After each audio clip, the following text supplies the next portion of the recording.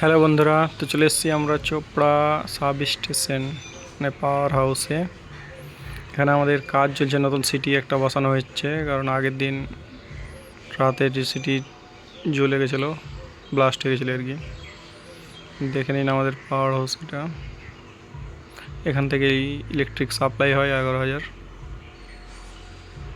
এই হলুদ বিল্ডিংটা দেখতে পাচ্ছেন, এটা হচ্ছে কন্ট্রোল রুম, এখান থেকে লাইন কন্ট্রোল হয় সব।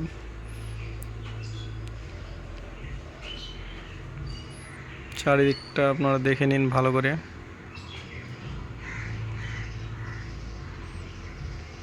এখানে কাজ হচ্ছে, শিলিগুড়ি থেকে কিছু লোক এসছে টেস্টিংয়ের জন্য, স্যারেরা, এবং আমাদের 5-6 জন লোক আছে, সবাই মিলে কাজ করছে। এখানে নুর ইসলাম দা, হরিদা আর সাহেব আছে, ওরা কাজ কিছু একটা কাজ করছেন। এগুলো গাড়ি এসছে শিলিগুড়ি থেকে দুটোই। এটা সামনের দিক থেকে, আমাদের কন্ট্রোল রুমের সামনের দিক থেকে এটা গাড়ি নিয়ে এসছে আমরা। এটা গেটের বাইরে চলে যাচ্ছে দিকটা দিয়ে। এটা হচ্ছে সাব স্টেশনের বোর্ড, অনেক দিন আগে না লাগানো হয়েছে, পুরনো হয়ে গেছে।